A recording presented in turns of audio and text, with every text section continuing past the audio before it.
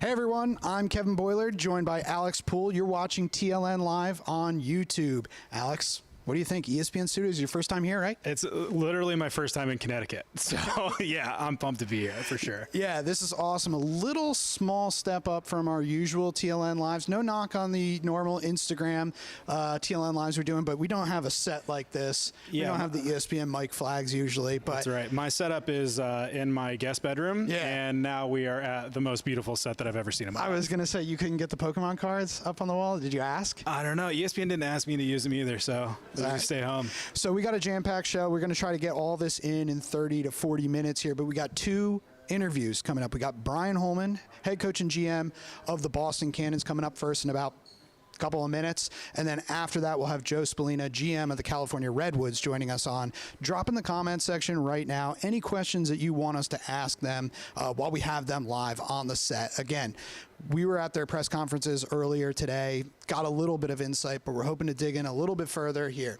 As far as the draft order goes, Alex, we've been talking about it, but Water Dogs, #1, 𝐓𝐇𝐄 𝐋𝐀𝐂𝐑𝐿. You see any surprises happening, or is that how things are starting tonight? No, I think it's a no-brainer. I was looking at the PLL page. The odds for 𝐓𝐇𝐄 𝐋𝐀𝐂𝐑𝐿 are like minus 10,000. That's one of the most insane lines I've ever seen. You can pretty much lock that in, and deservedly so. All-time leading goal scorer in NCAA history. Still more to go. #1 seed. Yeah, they're ready to rock. Awesome. And I got the comments up here. Jacob, I see you. Anyone else who's here, drop it in the comments right now. We're going to have Brian Holman on in minutes, so make sure you're letting us know what you want us to ask. After the Water Dogs, here's why I'm excited to have Joe Spallina on. Back-to-back picks for the Redwoods, 2 and 3. We heard some buzz this morning. Apparently, there's a significant offer out there for pick #3. I know that Joe Spallina is going to be working the phone lines until the last second, but what do you think? What's your gut say? You think a trade gets done on draft day, or are they going to end up picking 2 and 3? Oh, the 2 and 3 spot is such a good place to be in. Yeah, it's nice. Yeah, they call him Trader Joe for a reason. Yeah. I wouldn't put it past him. However, if I'm the Redwoods, I've put in my research thus far.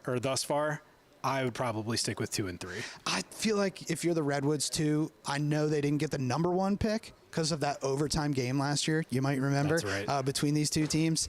But they felt like the worst team all year, like a lot of one-goal losses. Bill Tierney even said it in his press conference. He's like, hopefully we can flip a few of those one-goal losses and, win more games. I feel like the Redwoods need more pieces. They can't be trading away if you got 2 top 3 picks, come on.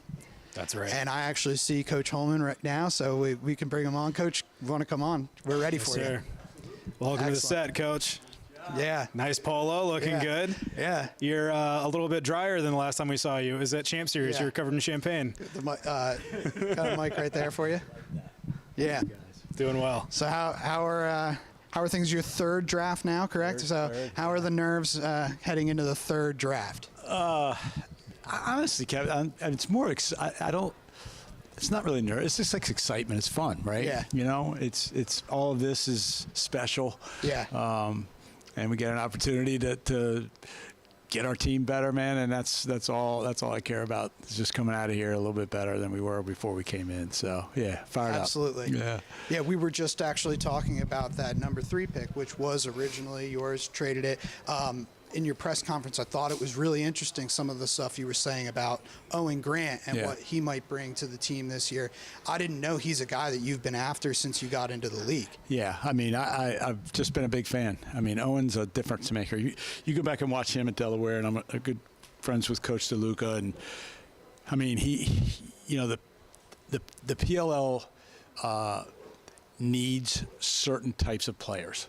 Right, and he's one of those guys. And I remember talking to Garrett about him last year because he had a chance to be with him on the Redwoods.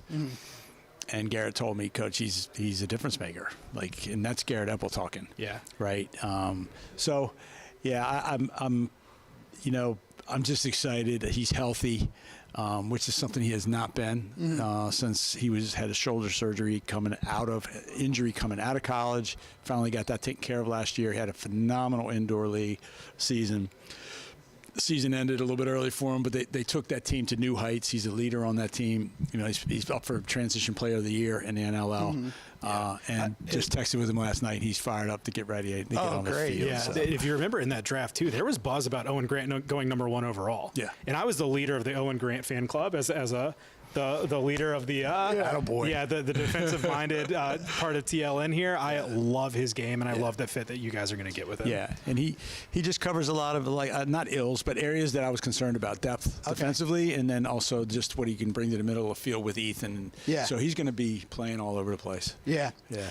Another little nugget that I found interesting in your press conference when you were talking about Owen Grant, you were talking about how you thought you maybe had him in an earlier trade when you mentioned a Pat Cavanaugh trade. Yeah. Pat Cavanaugh was ultimately dealt to the Outlaws. So was Pat Cavanaugh almost a Redwood?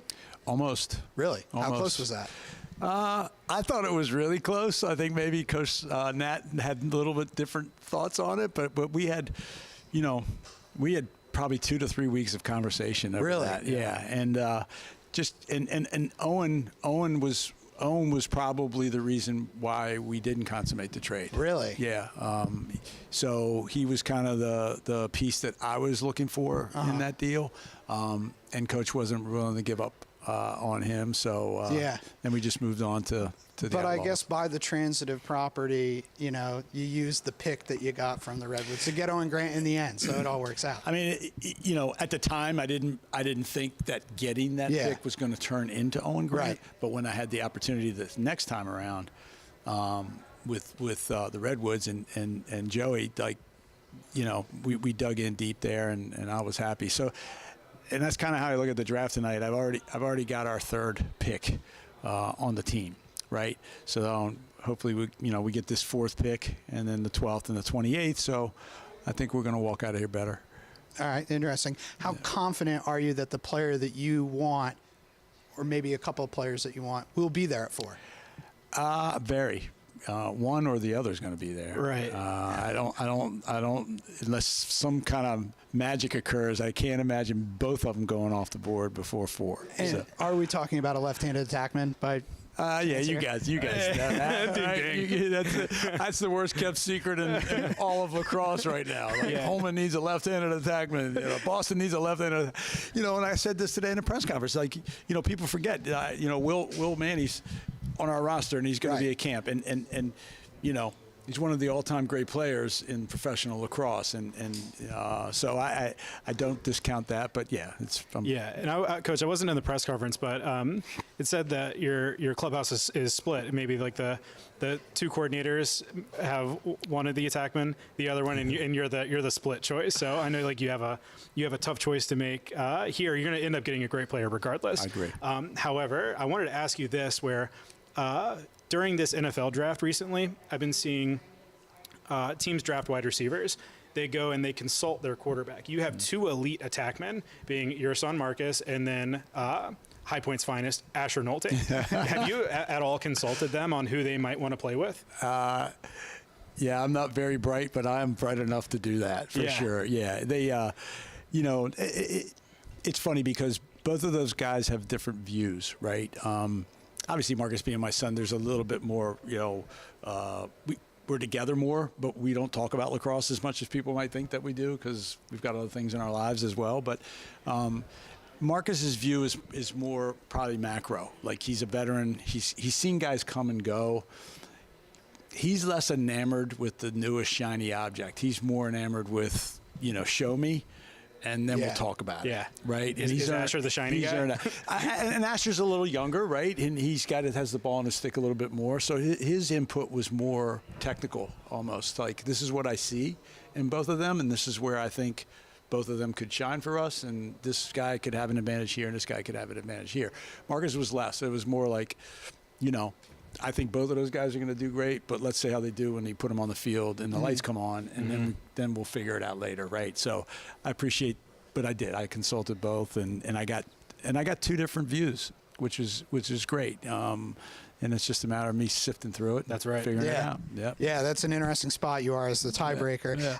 I will say another thing, and we'll put a name to these 2 lefty attackmen we're talking about. Coulter Mackesy out of Princeton and Owen Hiltz out of Syracuse are the top 2 left-handed attackmen on every big board in the mock drafts. I could see either one fitting in well with the Cannons, but something you said is, both of them bring specific things to the table, and you have to decide which one is going to be the better fit with the Cannons. Yeah. What exactly do you think is missing from that spot other than just a left-handed attackman, and what do you think the difference is between those two prospects?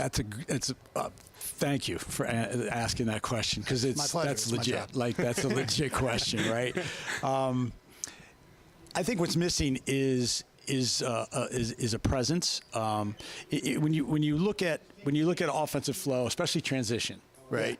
The majority of transition comes down on the right-hand side of the field. Okay. So the first flow of transition is typically through your left-handed attackman. When you look at the way we want to play, we really like to push the ball down the field. We have transitional D-middies. So that person becomes a leader, becomes a general. Like, most transition doesn't come down on Marcus's side of the field, or right-handed. So there's going to be a decision-making process out of that attackman that has to fit and flow within our offense. So that's number one, is what out of both of those guys, who have we seen do that, and who have we seen do that at kind of at an elevated level, right? Mm-hmm. And then it's asking them to perform within our offense. We don't need a Jeff Teat over there, right? Like, so we've had sort of our Jeff Teat behind the goal or operating on the right-hand side. So can he work off ball? Can he find proper space? Can he position himself to receive a skip pass, right? Can he work himself down to the pipe for our dodging and being able to maneuver on the field? And we've seen both of those guys do that at different forms, right? One guy does it a little bit better than the other guy. And then the other piece is, you want another threat from two-point land on the attack side. Now, Marcus can shoot from two-point. We got another threat on that left-hand side from two-point. You got Matt Campbell from two-point. Yeah, you got a few of them. You got a few two-point guys. So stretching the field for us, right? Mm-hmm. Opening up some lanes. And then the last piece is being able to contribute from an assist perspective in our offense. So there's multiple phases to what, and neither one of those guys does everything perfectly, right? Right. Owen does some cool things, much different than Coulter does. Mm-hmm. Coulter gives you a little bit of a presence from a dodging perspective, maybe that Owen doesn't have. So how do we rank them, mm-hmm. right? As far as being important to our flow and to our team. Mm-hmm.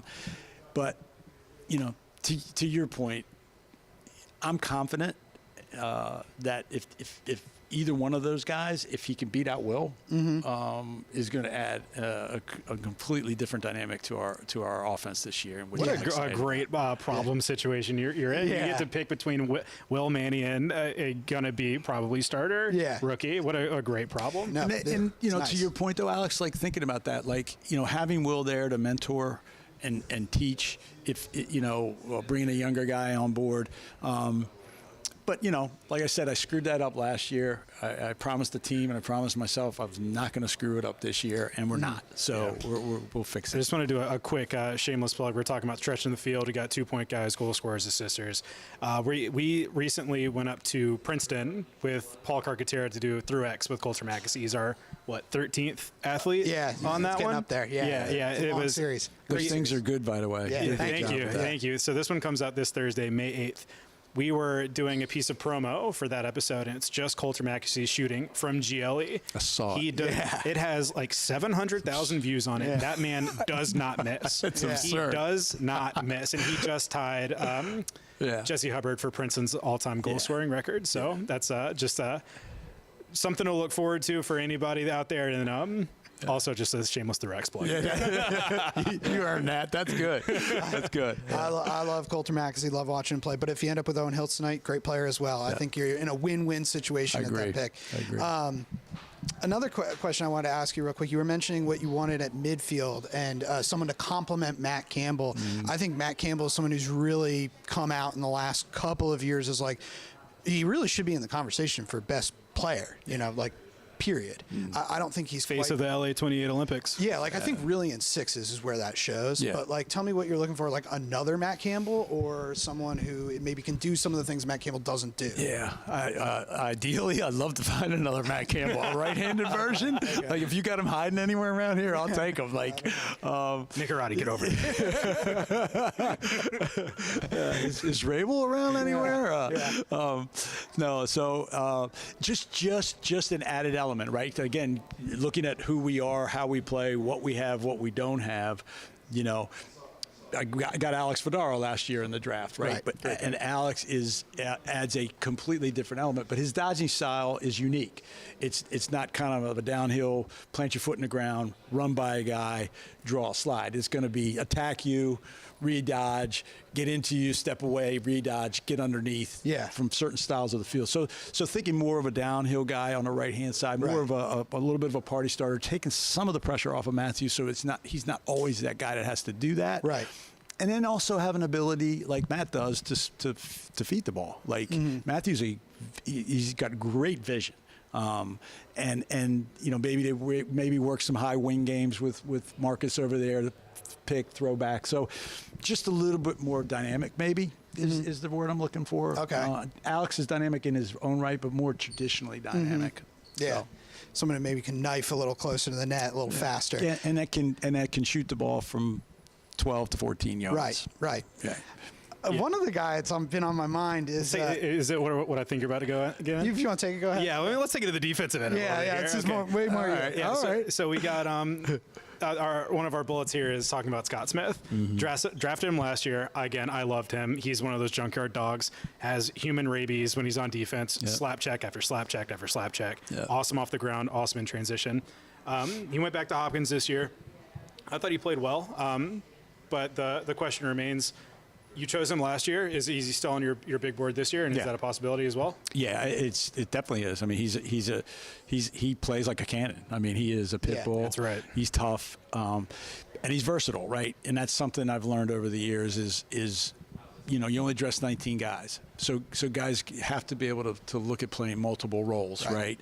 You know, so Scott can run pole. Scott can play close. You know, everybody knows our defense is getting a little bit older. I hope and pray that they're all around here for the next couple, 2, 3, 4 years or whatever it is. But if that's the case, you know, we look at Owen as being a next guy in version and maybe drafting a Scott to be a next guy in version. So, yeah, he's still there. And you know how I know Scott Smith is good? How? He wears number 18 at Hopkins as a long pole. That's how I know he's good. Yeah. I know he's good because he beats the daylights out of the people that he's playing against. He's a grown man. And maybe he'll be the first player picked by the same team twice in PLL history. how I about don't know. I'm hoping for a Dylan Hess situation here because I'm from North Carolina, coach, and that's I'm a chaos guy, and I would love to have Dylan Hess back on the squad. Well, I'll forgive you for that. But yeah, that's my bad. I'm I sorry. like the North Carolina thing, the chaos thing. Yeah, that's all right. But anyway, thank you so much for being on with us, and good luck tonight. I'm sure you're going to get a winner at pick 4 and wherever else you pick tonight. But I hope so. We'll be better. I know the Cannons will be better when we leave here, and that's all I care about. So. Absolutely. Yeah, in a great position. Yeah, thank you, boys. Awesome. Thank you so much. Appreciate it. Yeah. Great seeing you.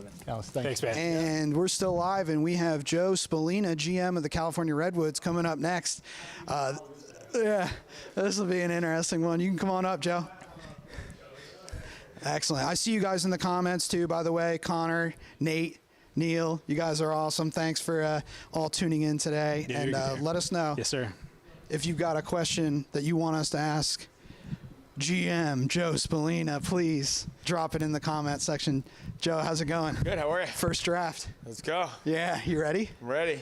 Yeah, for the people that are obviously watching, you can't see Coach Spallina's shoes, but they're on fire here under this desk. He's got the Travis Scott Nike SBs. They are fantastic. It's only one way. Are we gonna? Shoe game's important. I know you've been working the phone lines. Are we going to be able to get through this show without having to take a call about pick number 3? You never know. If I gotta go. You know, I feel like Shefty over here. You know, with the phone buzzing. But it'll be. You know, it's a very exciting night. Draft night's always a lot of fun, and you know, just fired up to be here. Yeah. Let's take a little precursor here. So, some congratulations are in order.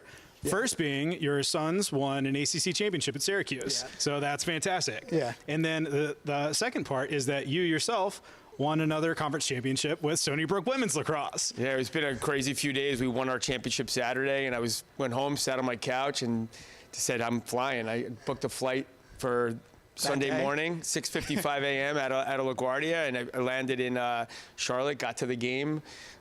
Boys won. They all hopped up in the stands, gave Dad a big hug, and I got in an Uber and went right back. I had a 4:30 flight home.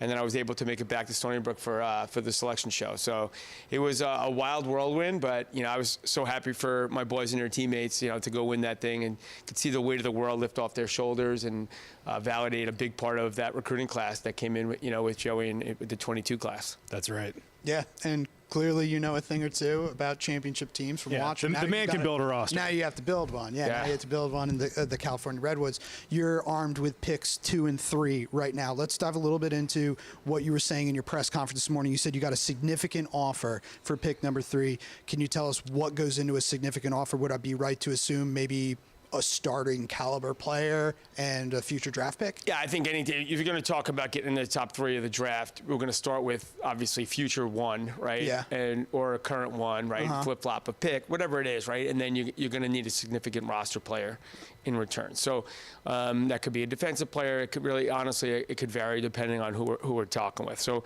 I think it's important when you're building a roster, you got to be open-minded. When I took the job, I said we'll trade up, we'll trade down. The first trade was, trading a talent like Owen Grant was difficult. But we knew, we knew Cole Kastner was going to be back, with, be able to play with us. So we knew we were adding something there. The Redwoods, the defense was not the issue in my mind last year. We needed to add some more offensive firepower.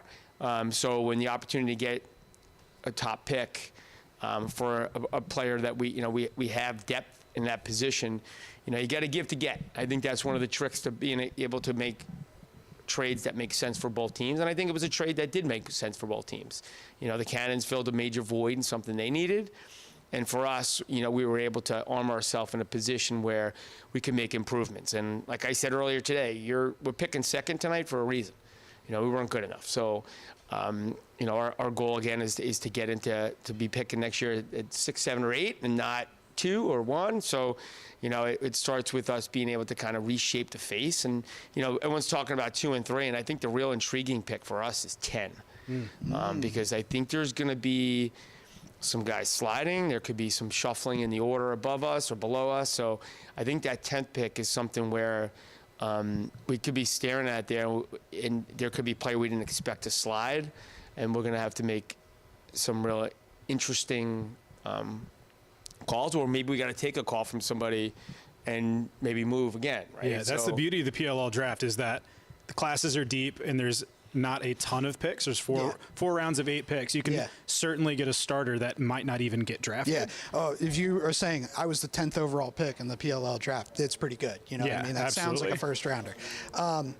I'm curious, when we had you on the 𝐓𝐇𝐄 show about a month ago, you were pretty candid in talking about what you thought the needs were with the team. One of them you said was an ex-attackman, someone that can quarterback behind the net. Since then, you picked up Brendan Nichtern.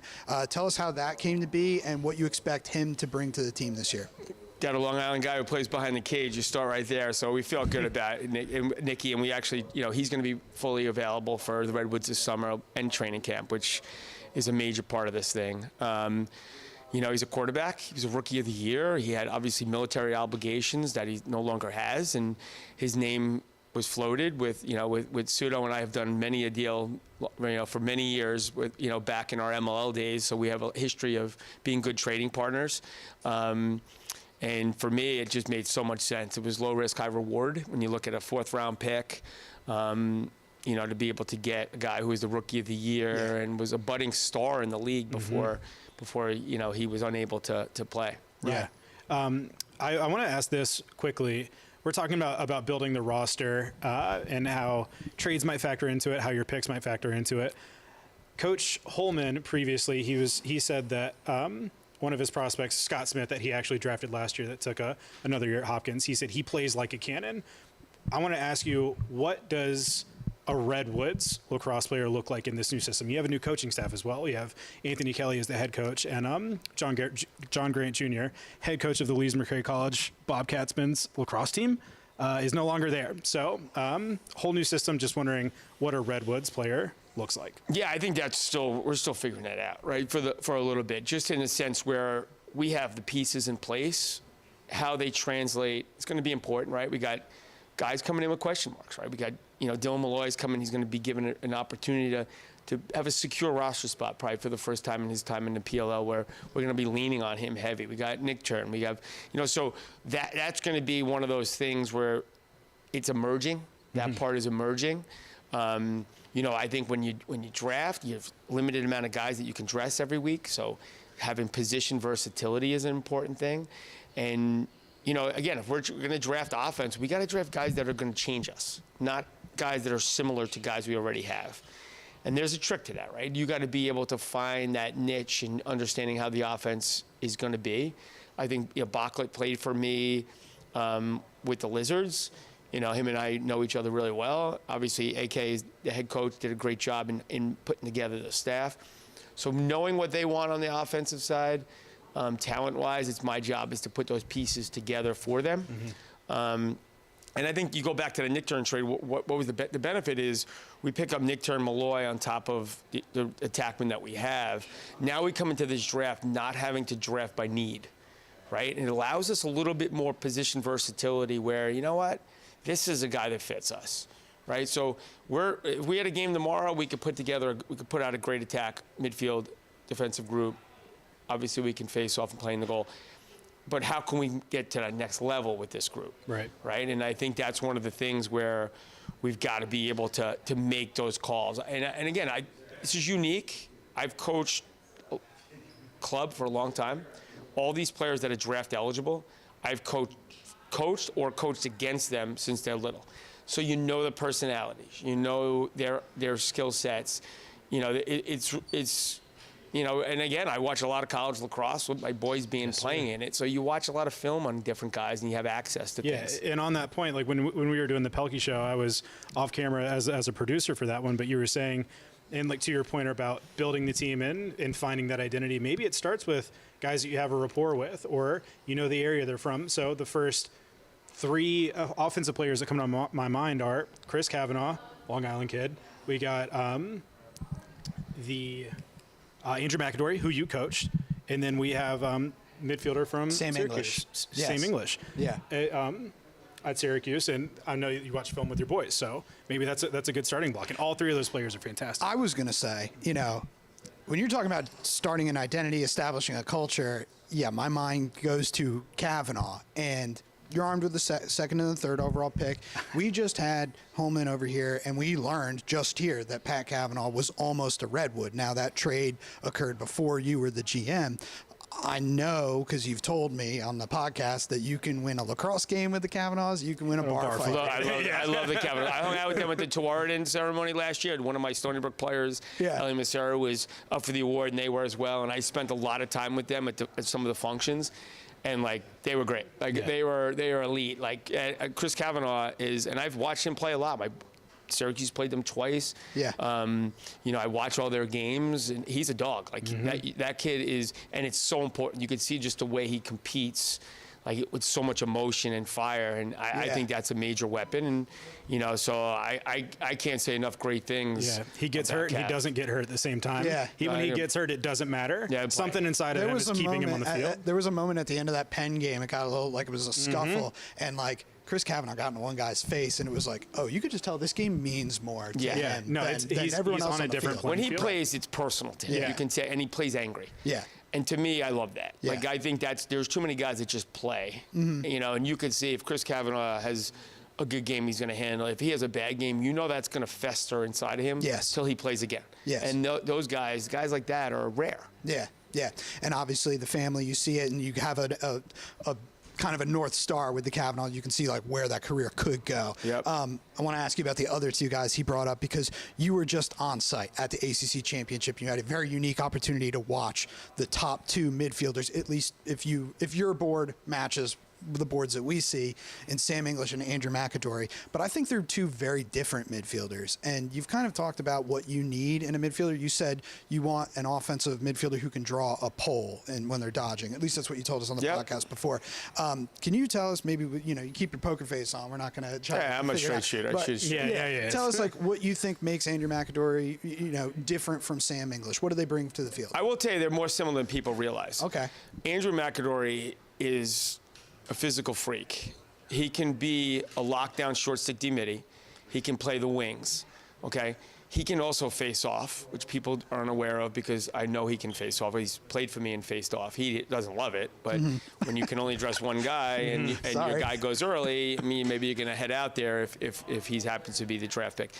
I think he's had an incredible college career. I think his pro career is going to be something where he plays free and he's not system driven as much, and he can just be the player he is. He's a freak. He doesn't get tired. He can run for days. He can position versatility, and his IQ is really, really high. So, and I know how important it is to him. So, having insight on the type of player he is, I think there's more. Like, I think as a midfielder, and he's a freak. He's a special athlete. Yeah, and when it comes to Sam, maybe you don't have, because Sam's from Canada, correct? Yep. I believe he's from Canada, Yes. and you maybe Yeah, he's have only from seen Ontario. him closely over the past couple of years that he's been on Syracuse since his transfer from Princeton. But has he come along as someone you've kind of watched him and the way he generates offense for Syracuse, especially when they need a guy to go beat a pole and score or get an assist? And I think it's funny because while I've watched Andrew play a lot, Yeah. Sam, if you look at I've watched every one of his games since he's at Syracuse, right? Yeah. So it's close to 40 games. Yeah. So how many GMs or coaches have had a chance to watch one player play 40 games? Right. Probably not many, right? So that's a distinct advantage. Sam has an iron lung. Like he doesn't get tired. Yeah. He can do everything. Yeah. He can win a matchup. If you short stick him, he's gonna go by you. He can play man down. He can play man up. On the wings, he's on every wing, and he lives in the same house as my son. So like I know the kind of person he is, Yeah. and he's a great kid. So like him and Owen Hiltz is another one who's outstanding, and I've had the chance to watch him, and I know what he does just because he's Batman and Robin with Joey. So Hiltz is a freak. So yeah, I think you watch those guys and. I'm a lacrosse junkie, and I watch so much film with my boys. Like, they send me clip after clip of guys they're playing against, whether it be defensemen that Joey's going to be up against, or both of my sons play short stick D-midi and middies, and just some of their dodging habits. So we have a pretty good, a good handle on what's there. And there's other guys, and like the trainer kid, to me, is a kid who's climbing his stock. Matt Trainer? Yeah. So sick. He's so sick. I love what he does, Yeah. and I think he's a kid who, like, people are like, he's really good. Like, he's somebody that is a hell of a player. And Is he right-handed? Yeah, I think so. Mick Kelly from Denver, who's there's this draft is sneaky good, and you look at everyone can draft in the first round. Like, you can literally pull anyone, and they could draft the first round. Yep. To me, in my position, the success I've had in the past was Jojo Marasco in the fourth round, Tommy Palasek in the fourth round, Matt Gibson, fourth round. What a pull. You can, you can find really good guys in those spots. Well, I'm looking at the draft board right now, and you got 2 of the last 4 picks. Everyone's been talking about the 2 of the top 3 that you have. I could see you being just excited about those 4 picks. But tell me, how does your mentality change when you get to those picks? Are there guys where you're just like kind of trusting your board at that point, and you're like, we had this guy ranked, top 20, and he's fallen all the way to us here. Is that the way it works out for you? Or? I think you have to be open-minded, but I think ultimately you got to stick to your guns, right? Like, I think we've done so much research, and you can't get, and I always look at that. I told you earlier, pick 10 is the one for me because like 2 and 3, it's going to be there, right? Barring something happening over the next couple hours. And then when you get to 10, who slides? Like, we know what we're thinking, but what if something happens that we weren't thinking? And now all of a sudden there's a player sitting there that we didn't expect to be there. Right. Do we pivot from our thought and go that way? So you got to be open-minded. And then I think at the end you look at, all right, what are some positions that maybe there you draft a little bit by need and seeing what's there. Or there's a player that slid that you're like, all right, like, how can we not? Yeah, take that guy? how can you not? Yeah, and take the flyer on a guy. Yeah, you know.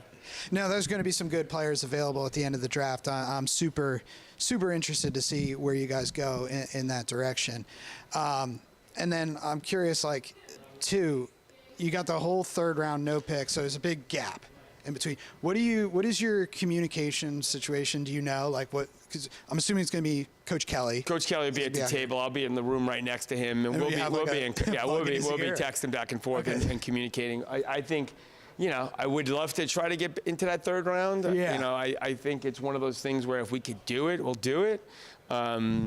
You know, it takes two to tango. Yeah. I think so far, you know, talks. And I've been initiating a lot of different chats with people. Yeah. But you know, it's got to be a willing dance partner on the other side. So, you know, we'll kick the can. You know, kick the tires on what's there or what could be there, Right. or maybe, you know, something that's, you know, could deal from a position of depth with us, and you know, maybe a player starts to slide and we get aggressive to get back in. Yeah, we normally don't see a lot of draft day I think trades. there's only been one in PLL history. Was that last year in the fourth or the third? Oh, I guess that was technically. I remember a because trade. I was a okay, super never mind. fan. I'm wrong. Well, I'm there was wrong. that I'm other wrong. big one. There was another that big one with Bubba Fairman. Yeah, Yeah. that was like 2022. Yeah, that or was something that was a big one. But like Right. that, it makes it so fun. Like know. that is like, it just brings juice to like lax rats like us, the lax rats at home. Yeah. And like if you're Listen, going, I'm trying here, guys. I You know, you gotta and I know, that's what I was- These other guys, they got to pull it. You know, they got to be. That's what I was getting at. another thing It's I was great gonna to ask you, see like, who has been like the most receptive to your trade? Like, I think everybody's open-minded. I think the salary cap is part of it, and if you're dealing with different guys, Right. just trying to move that. You know, I will say, while I'm new to the PLL, I do Yeah. have history with Spencer Ford, Yeah. with Pseudo, Yeah. with Stags. You know, and obviously Coach Tierney I know really well. So, you know, I think there's a lot of history Yeah. there. Yeah. But it's a matter of, like, do your needs and their needs line up? And, you know, is it a situation where we could make a move that makes sense for everybody? yeah. Well, I think you've done deals with, if not half the league, you're getting there. Getting You're there. getting there. I'm So trying. yeah, once you get one in the books with everybody, you got the rapport. Yeah, then and you got it. It's right. coolest nickname in the league. Right. Cycle. Trader Joe. Exactly. Cycle. Yeah, well, we're super excited to see what you do tonight, and I know the Redwoods are going to come out with a couple of good picks at least. If it's not 2 and 3, wherever you go, you're going to be the story of the draft after this, and I'm excited to talk to you afterwards and see Yes, sir. who you got. Thanks for having me, guys. Yeah, of Great course. to be here. Of course. All right, awesome. Cool. Thank you so much. Hey, thank you everyone for tuning in on TLN Live on YouTube, first ever. But yeah, we appreciate every single one of you, and make sure you're keeping it locked. The ESPN draft is on ESPN Plus, PLL draft, Yes, sir. and you're going to want to tune in on ESPN Plus at 7 p.m. We're also going to be live again on YouTube after the draft. It'll be around 9:30, I think. What do you think? Think Yeah. 9:30? 9:30. Can we do an over/under right now? I'll do the under. I'm doing the over. No, I think we're prepped. Find us around 9:30. We'll communicate it to you guys on Twitter or whatever. But appreciate every one of you for tuning in. Thank you all in the comment section. Can we give a random shout out to a commenter? Sure. I see. What about Kai the goalie? Kai the goalie was commenting saying, ask Joe Spallina to expose the burners. Oh, he's a Pelkey listener. Not the place to do that. We are not exposing the burners on the set of ESPN Studios. But no, I appreciate every single one of you for tuning in. And we hope to see you on the next episode in a few hours. So catch you there.